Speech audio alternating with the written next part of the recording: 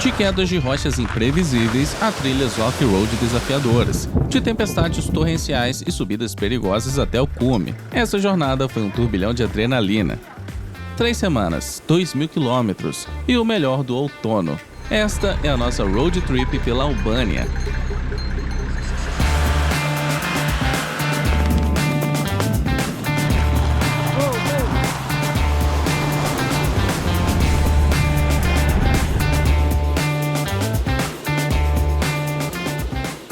Nossa jornada começou nas Montanhas Amaldiçoadas, uma região de picos imponentes que cruza as fronteiras da Albânia, Montenegro e Kosovo. Várias trilhas conectam os 3 países, sendo a mais famosa a trilha dos Picos dos Balcãs, que leva 10 dias. Mas também há opções mais curtas. Uma delas me levou a Buni Jezerzę. Dependendo da época do ano, é possível encontrar até 6 lagos nesse vale isolado.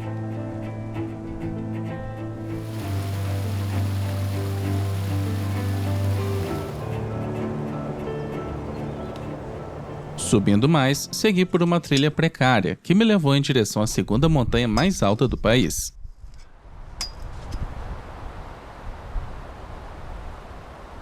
Essa subida foi realmente desafiadora, fisicamente, mas principalmente mentalmente, porque o último quilômetro estava completamente coberto de neve e gelo. Seria impossível sem crampons para garantir estabilidade. Mas eu estou muito feliz por ter chegado até aqui, porque a vista é absolutamente espetacular. Ali está a Albânia, com cores de outono, lindíssima no vale, e lá Montenegro, com montanhas por todos os lados.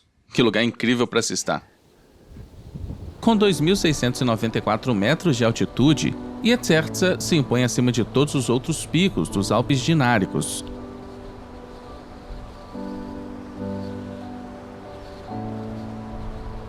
Em um dia claro, a paisagem ao redor é simplesmente sublime.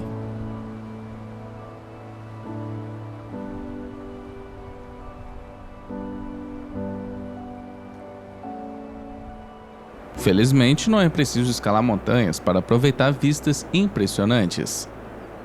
Basta dirigir pela sinuosa SH20 para se encantar.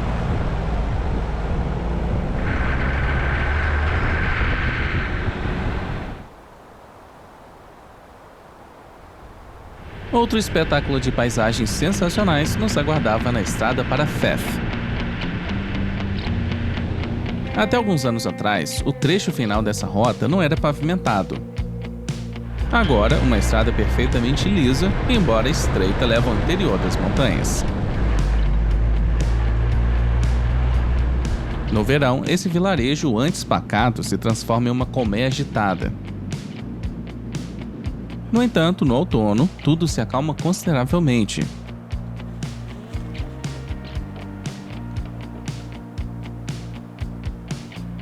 Outro motivo para visitar mais tarde no ano é a folhagem colorida.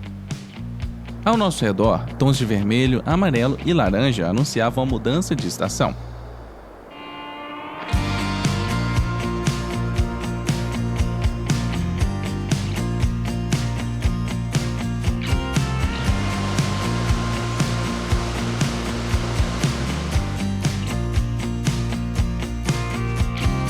Além de suas montanhas majestosas, a região é mais conhecida por suas atrações aquáticas.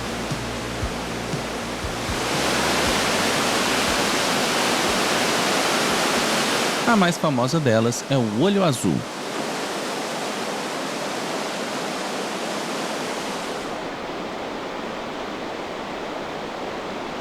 No entanto, há vários outros lugares igualmente imperdíveis.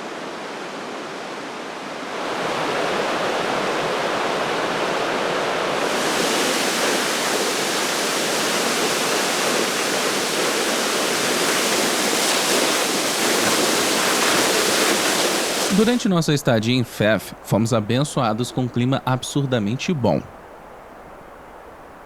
A combinação de céu limpo, temperaturas agradáveis e poucos visitantes criou as condições ideais para caminhar até o Passo de Valbona. Essa trilha bem marcada sobe pela floresta de forma constante e é em geral acessível.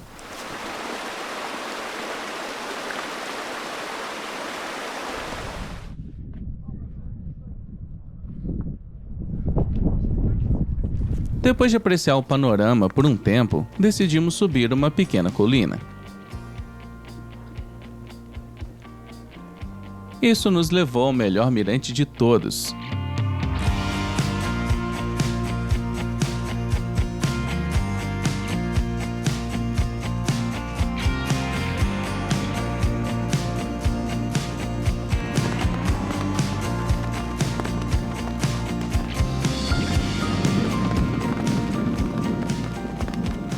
Deixando Fef para trás, seguimos pela rota sul em direção à costa.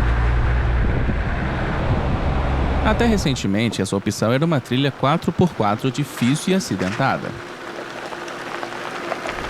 Mas no verão de 2025, toda a estrada foi nivelada e alargada.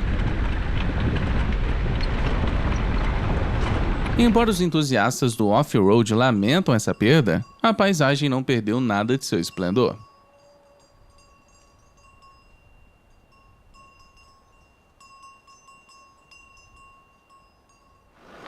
Apesar das melhorias, a estrada ainda apresenta perigos. Mais uma vez, nos encontramos em apuros, porque essa pedra aqui representa um grande obstáculo para nós.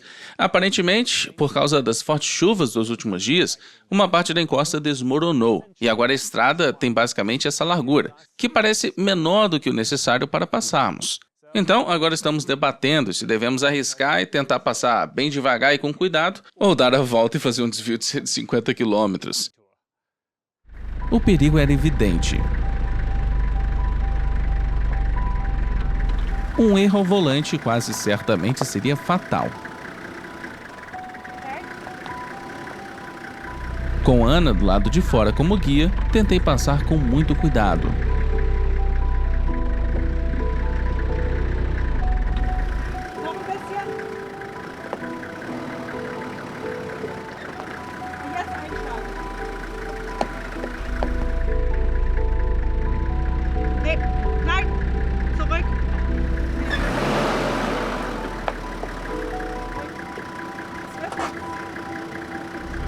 Se a gente for mais um pouco nessa direção, até ficar aqui, e só a partir daqui eu virar o volante, aí a distância aumenta. Sim, nesse ponto eu já teria virado o volante. Okay, und jetzt zu mir. Nicht zu sehr. Nein, nicht zu sehr.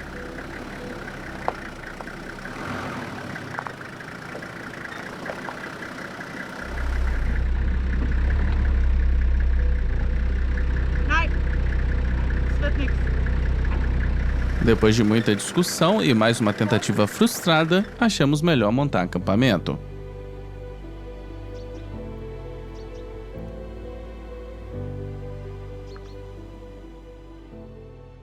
Bom, agora estamos realmente enrascados, porque apesar de 2 tentativas frustradas ontem à noite, de termos dormido e tentado novamente esta manhã, não conseguimos passar por essa grande pedra. Então decidimos dar meia volta e fazer um desvio longo. Mas aparentemente durante a noite houve outro deslizamento, mesmo com o tempo seco. E já tentamos, mas realmente não conseguimos passar por aqui. É estreito demais, agora estamos encurralados nessa estrada remota, longe da civilização, o que significa que a única opção é ligar para a polícia e pedir alguém para limpar a estrada. Bom, acontece que a polícia de Shkodër é excepcionalmente inútil. Estrada bloqueada, entendeu? Mesmo tendo ligado para a linha nacional de emergência, ninguém falava inglês e desligavam na nossa cara repetidamente. Estrada bloqueada. Esses filhos da simplesmente desligaram. Felizmente, o povo albanês é o completo oposto da polícia. Quando um grupo de rapazes apareceu, eles não perderam um segundo antes de oferecer ajuda.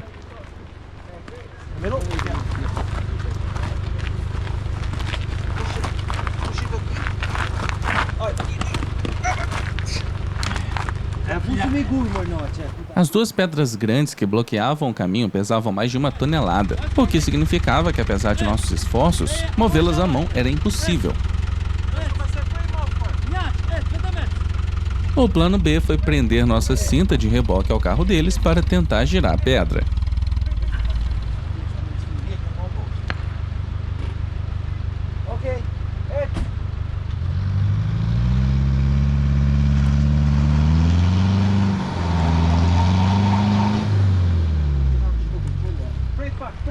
Mas mesmo com 5 pessoas dentro e em cima do carro, a pedra mal se mexeu.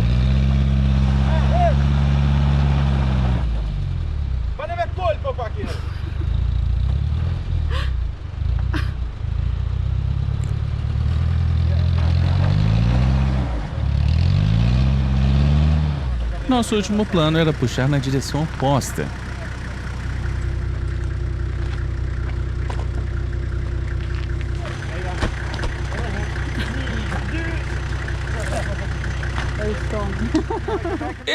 Isso, vem assim mesmo.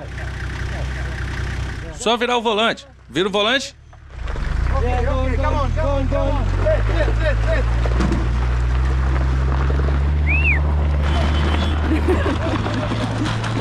Go. Deixa a minha. Perfeito. Bom, mas é logo máquina. Rato. Profundamente gratos, nos despedimos dos nossos ajudantes antes de finalmente conseguirmos passar pelo deslizamento.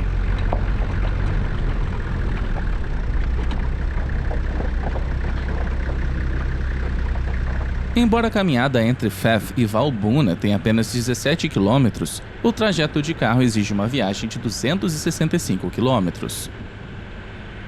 Navegar por essas estradas sinuosas, no entanto, é tempo bem aproveitado.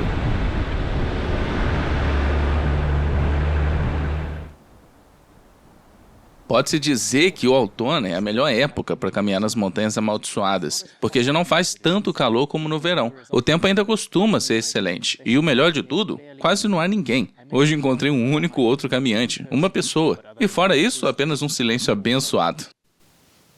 Do cume de Colat e Keija, contemplei a beleza das montanhas amaldiçoadas, tanto na Albânia quanto em Montenegro.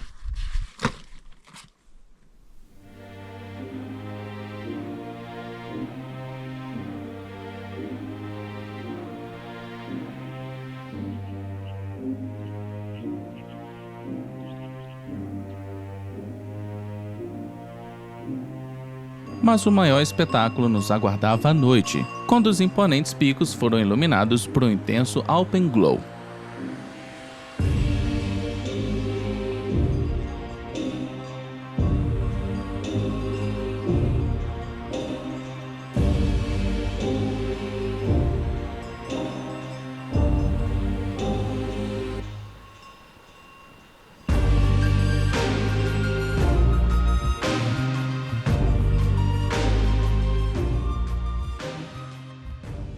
No dia seguinte, deixamos as montanhas do norte e seguimos rumo a sudeste. Nosso objetivo era dirigir até a vila de Radomira. Procurando um lugar para acampar, entramos em uma trilha off-road que ficou bem acidentada.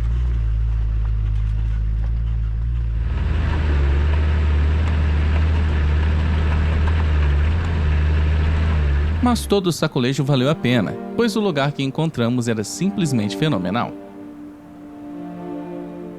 Depois de um longo dia de trabalho, Hélio se aproximava no fim de sua jornada, e a paisagem se banhava nas ondas douradas do entardecer.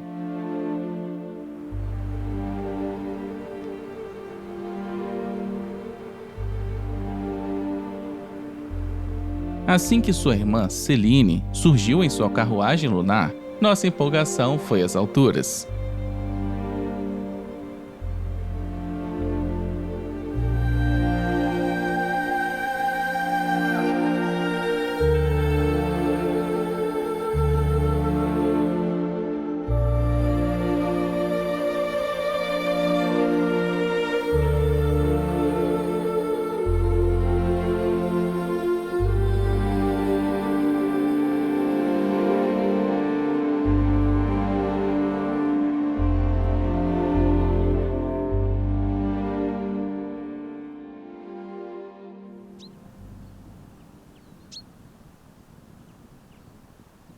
Bom dia. São pouco mais de 6:30 da manhã. Hoje começamos cedo, porque eu vou subir até o pico mais alto da Albânia. As condições estão absolutamente perfeitas. O céu está limpo, sol o dia inteiro, e nem está tão frio, mesmo já sendo novembro.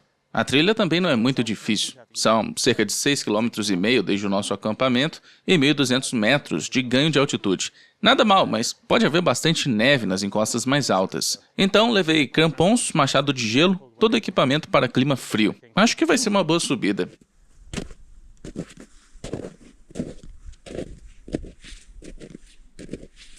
Surpreendentemente, havia muito pouca neve, então não precisei de nenhum equipamento especial. As vistas, por outro lado, eram exatamente como eu esperava.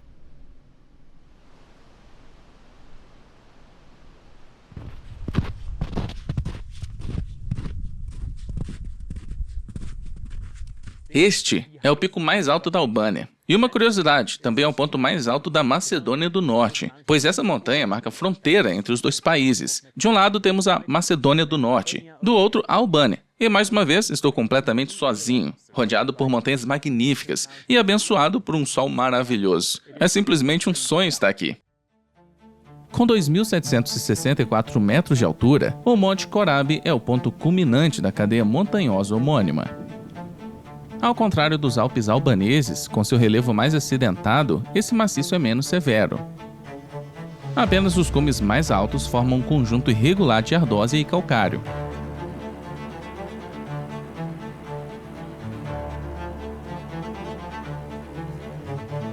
Mais abaixo, os prados ondulados são os preferidos por pastores e seus rebanhos.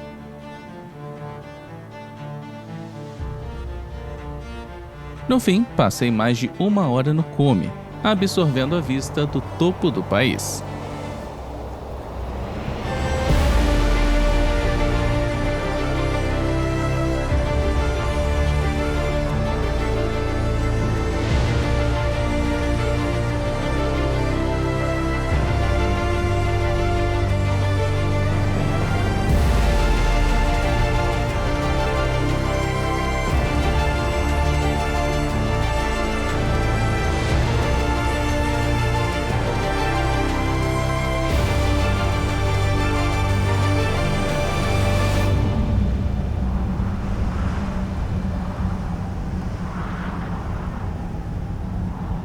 Nossa jornada seguinte nos levou ao longo da fronteira oriental da Albânia.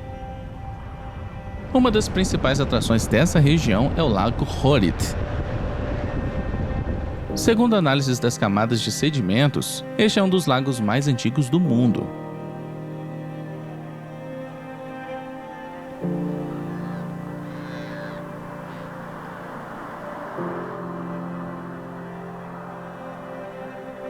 Depois de uma rápida passada pelo Lago Prespa, os mensageiros do outono nos alcançaram.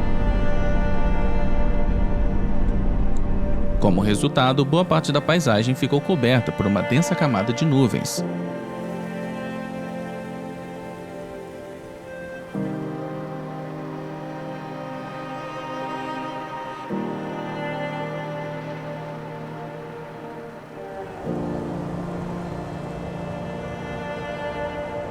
Além de criar uma atmosfera melancólica, a forte precipitação teve outro efeito. Normalmente, a maioria dos rios do sul da Albânia é de um azul turquesa brilhante. No entanto, devido às chuvas intensas, muitos ficaram com um tom marrom barrento.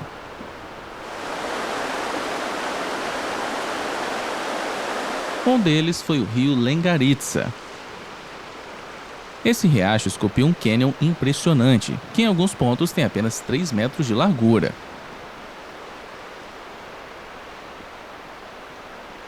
Nos verões secos, o nível da água fica abaixo do que é possível caminhar por todo o desfiladeiro.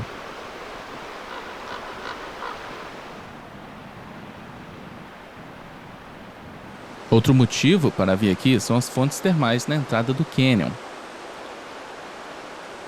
Situadas em piscinas naturais de pedra, essas águas mornas são consideradas terapêuticas.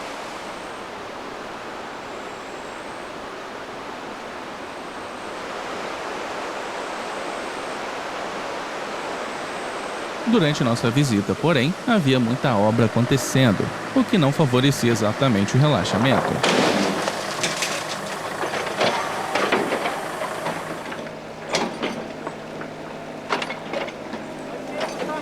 Seguindo viagem, logo ficamos presos no engarrafamento. À frente, a estrada estava completamente bloqueada por pelo menos 200 ovelhas e cabras.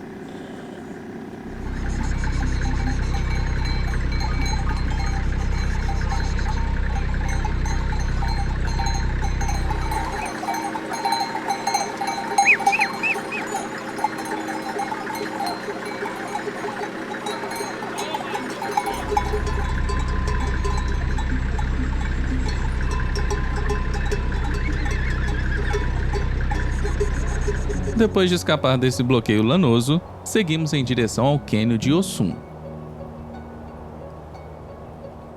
Mais uma vez saímos da estrada principal para alcançar nosso destino. Essa parte do país não impressiona com picos imponentes, mas sim com encostas fascinantemente erodidas. Os barrancos íngremes são formados principalmente por rochas macias, que foram esculpidas pelos elementos ao longo do tempo. O principal fator por trás desse fenômeno são as chuvas intensas ocasionais, que provocam a erosão superficial conhecida como erosão laminar. O resultado é um conjunto intrigante de ravinas cinzentas em meio a uma paisagem verdejante.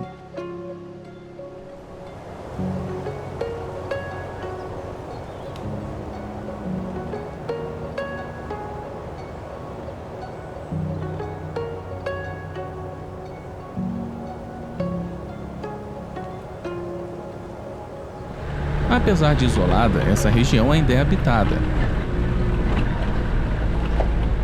Embora o acesso seja claramente difícil, os moradores desfrutam de uma paisagem fantástica.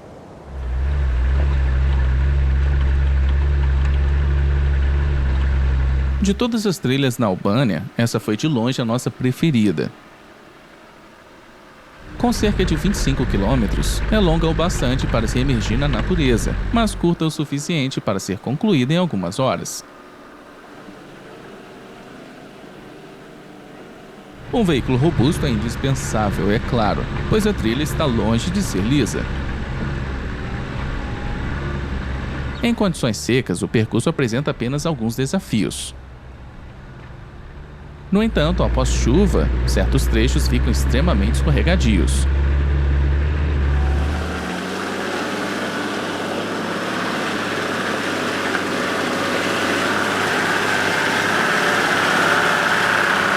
Felizmente, fomos abençoados com um sol radiante, o que nos permitiu focar menos na estrada e mais no entorno.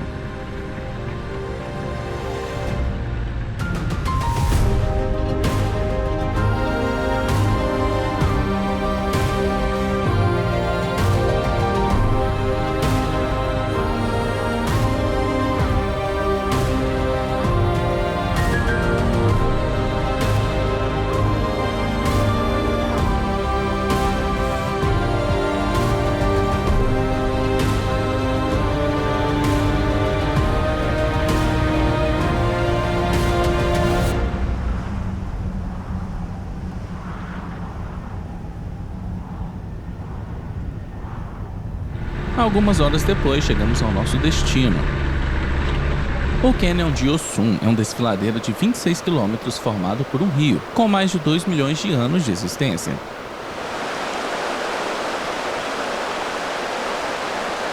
Como tantas vezes acontece, a água teve um papel fundamental na sua formação.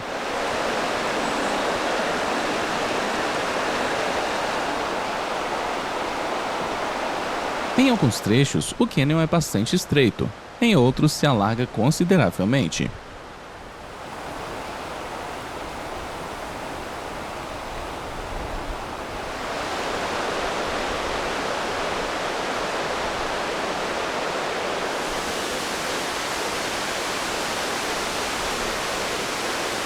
Não muito longe dali, seguimos por uma trilha de cascalho até o cume do Monte Tomor.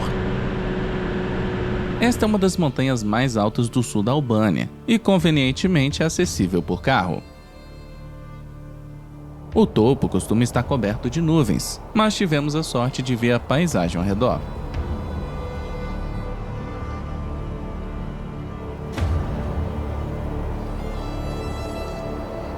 Além das vistas panorâmicas, o cume também é um local sagrado para a ordem sufista Bektashi. Isso se deve a Abbas Aliu, um mártir xiita que morreu na Batalha de Karbala em 680. Atualmente, Karbala fica no território do Iraque e Abbas Aliu jamais pisou na Albânia, mas segundo a crença local, sua alma viajou até o cume de Tomor antes de ascender ao céu.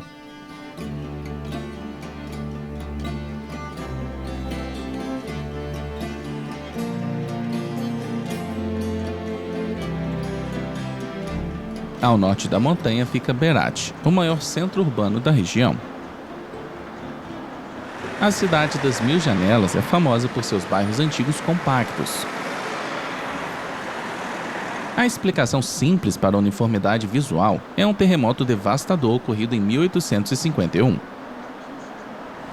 Durante a reconstrução, a maioria das casas foi refeita no mesmo estilo.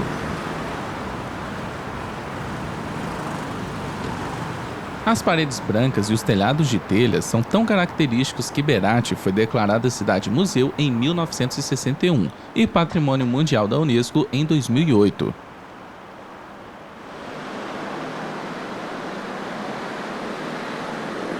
Atualmente é proibido construir novas edificações, o que garante que cada visita pareça uma viagem no tempo.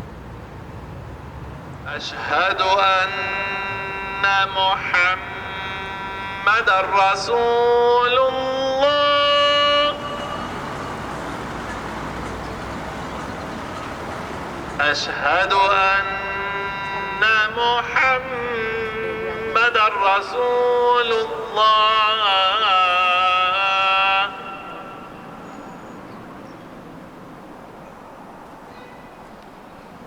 حي على الصلاة. Depois de absorvermos o suficiente da arquitetura histórica, nos sentamos em um restaurante para saborear pratos típicos da região. حي على الصلاة.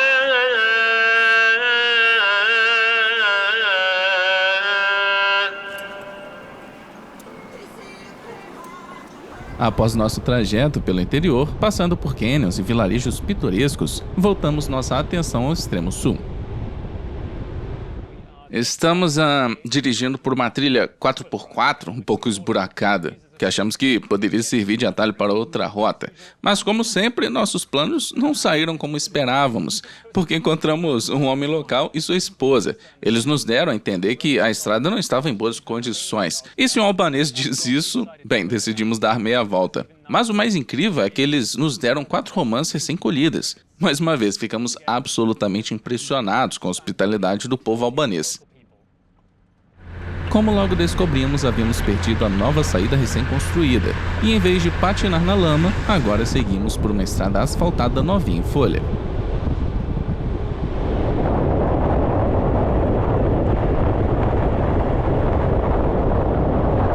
À nossa esquerda, o Monte Tomor usava uma coroa de nuvens. Ao contrário desse pico famoso, a cachoeira de Progonat continua sendo um tesouro escondido. Ali, um riacho despenca por uma série de degraus rochosos.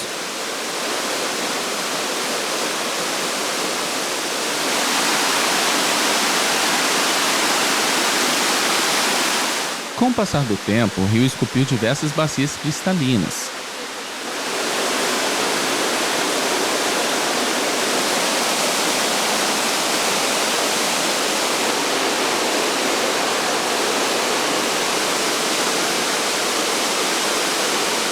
Mais ao sul, visitamos também Girogástaro, uma cidade com um centro histórico encantador.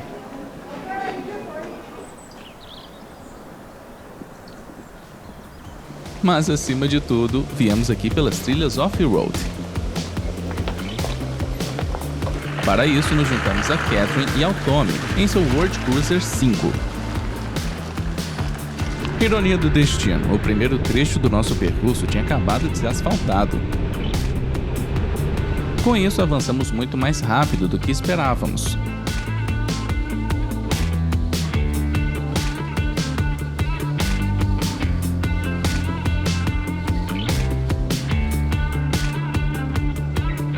Eventualmente, o asfalto deu lugar a uma estrada de cascalho bem nivelada. E, embora ainda não fosse o off-road que procurávamos, pelo menos as paisagens eram maravilhosas.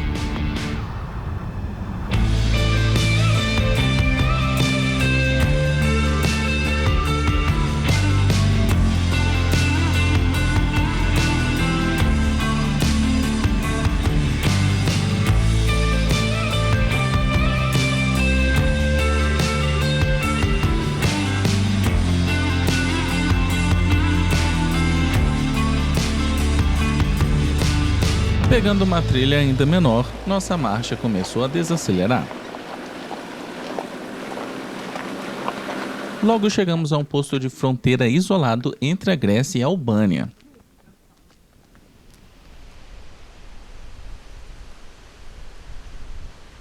A travessia seguinte por uma vila já era um sinal claro do que nos esperava adiante. Finalmente, encontramos a aventura que buscávamos.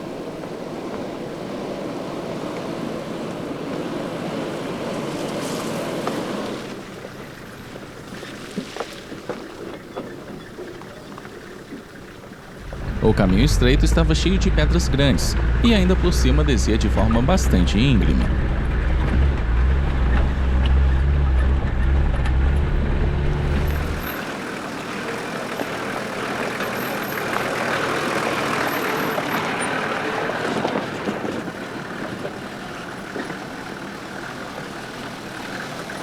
Além da trilha esburacada, o clima deixou tudo ainda mais dramático.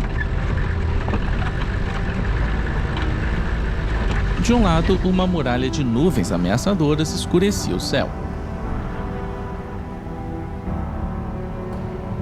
Do outro, raios de sol dourado iluminavam nosso caminho.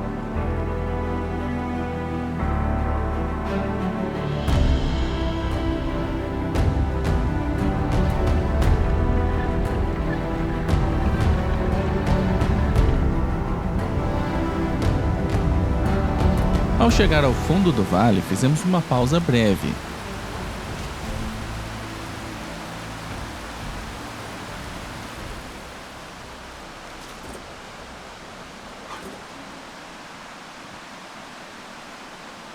Logo depois, um pequeno rio cortava a trilha.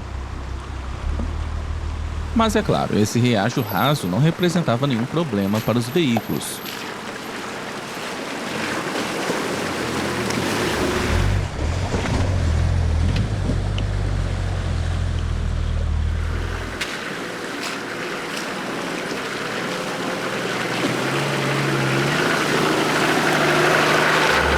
Do outro lado, a trilha não ficou mais fácil. Trechos longos com poças de lama exigiram toda a nossa atenção.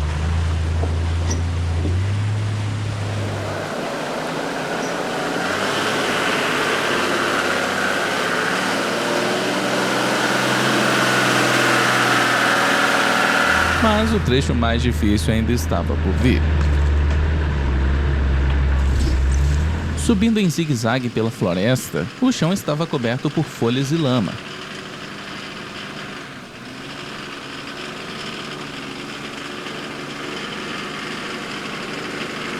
Combinado com a inclinação, isso tornou a subida bastante complicada com pouca tração.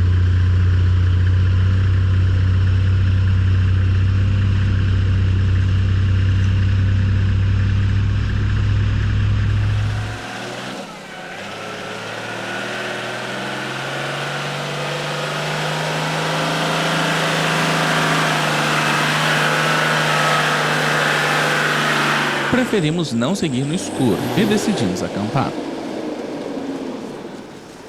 Por sorte, encontramos um espaço amplo ao lado de uma igreja abandonada.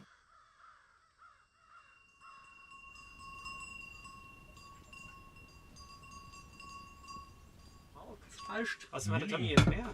Oh mein Gott, der Arme. Der musste unsere Kamera holen. No dia seguinte, o caminho tinha algumas irregularidades, mas, com a direção cuidadosa, nada foi realmente um obstáculo.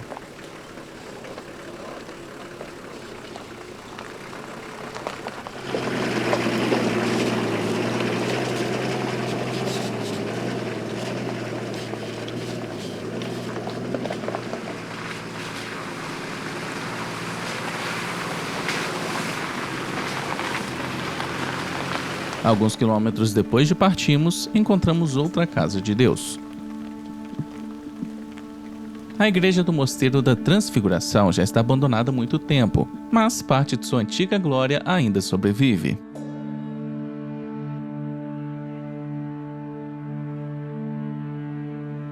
Até hoje, o interior do edifício é decorado com murais vibrantes. Infelizmente, o vandalismo durante o passado comunista da Albânia e os efeitos naturais da erosão causaram sérios danos.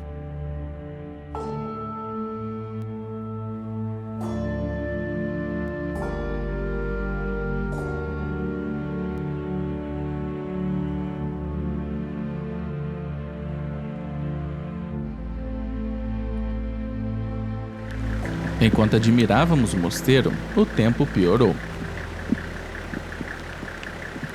Mas, se é que se pode dizer, toda aquela chuva só deixou o trecho final ainda mais emocionante.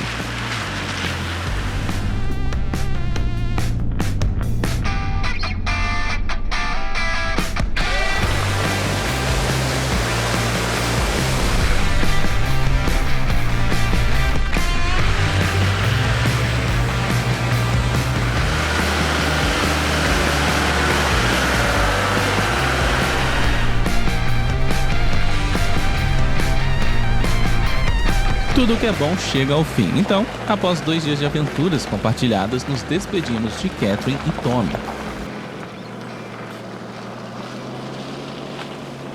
A próxima etapa da viagem nos levou ao segundo Olho Azul da Albânia. Essa nascente cárstica libera quase 20.000 litros de água por segundo. Mergulhadores já chegaram a 50 metros de profundidade, mas até hoje a profundidade exata da bacia permanece um mistério.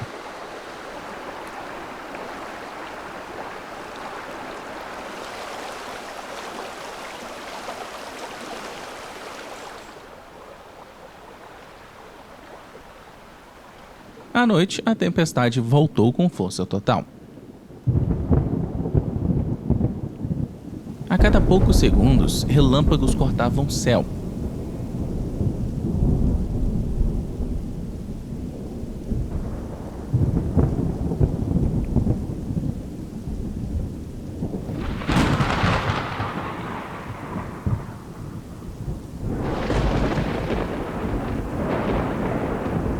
Durante toda a noite, parecia que Zeus, o rei dos deuses, estava furioso e ocupado, e nem mesmo a primeira luz da manhã trouxe alívio.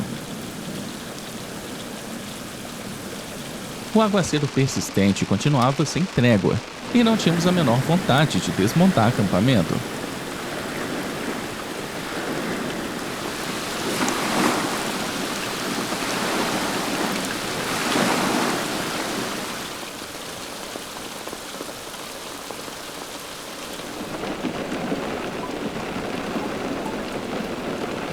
Mas 24 horas depois, o sol finalmente reapareceu enquanto embarcávamos numa balsa puxada por barcos.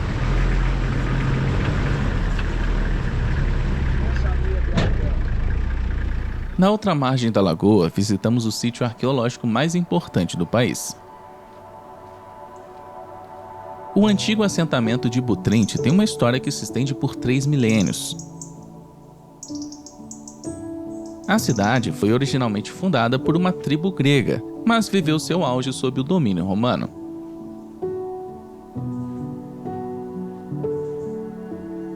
No entanto, sua boa fortuna não durou para sempre.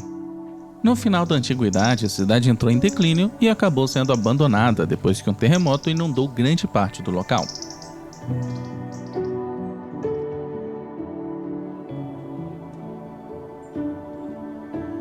Caminhando pelas ruínas, parecia que aquelas águas de enchente catastróficas nunca haviam recuado. De forma mais realista, as chuvas intensas dos dias anteriores tinham submergido metade do assentamento.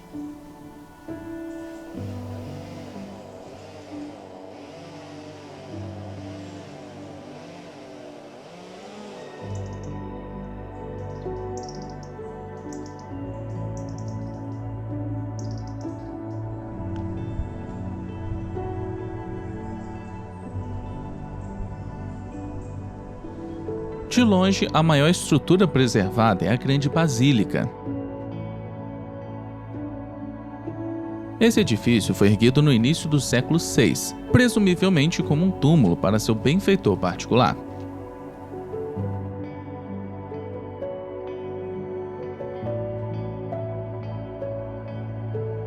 Além de casas, catedrais e fóruns, as escavações arqueológicas também revelaram obras de arte. Especialmente impressionantes são as estátuas de mármore, com um nível incrível de atenção aos detalhes.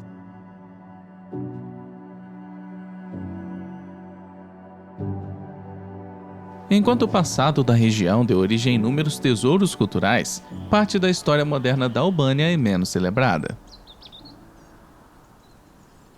Olá, direto de dentro de um bunker. Ver um bunker na Europa não é algo totalmente incomum. Afinal, 2 guerras mundiais foram travadas predominantemente em solo europeu. No entanto, o caso da Albânia é um pouco diferente, porque esse bunker não foi construído durante nenhum desses conflitos, mas bem mais tarde, mais precisamente em algum momento dos anos 70 a 80. Naquela época, a liderança comunista da Albânia tornou-se cada vez mais paranoica com a possibilidade de um ataque iminente de um inimigo estrangeiro, fosse a Grécia, a Iugoslávia ou até mesmo o Ocidente capitalista. E assim, nesse processo, foram construídos mais de 200 mil desses bunkers. Hoje, é claro, sabemos que esse ataque nunca aconteceu, e por isso esses bunkers são agora um lembrete contundente do que o poder paranoico pode fazer a um país.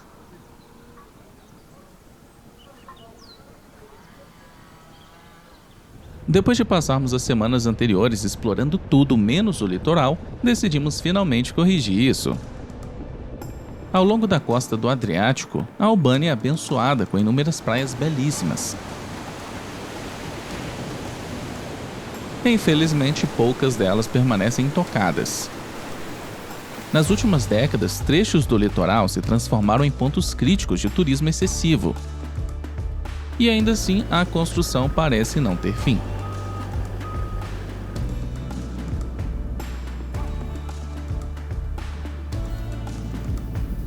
Claro que algumas áreas continuam encantadoras.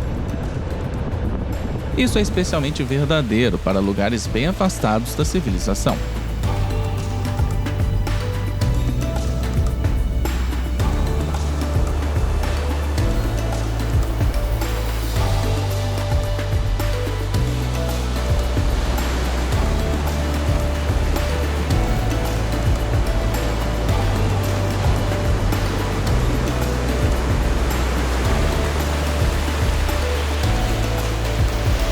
No exato momento em que o sol lançava seu último brilho rosado, montamos acampamento à beira-mar.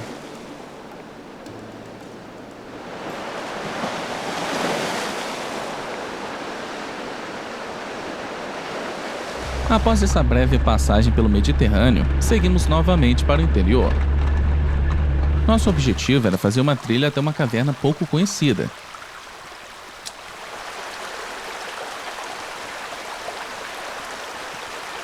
Depois de mais de 1 hora escalando e avançando com dificuldade, chegamos à entrada estreita. Dentro da caverna de calcário, com 120 metros de extensão, o som da água pingando era constante. Como resultado, o teto e o chão estavam cobertos de estalactites e estalagmites.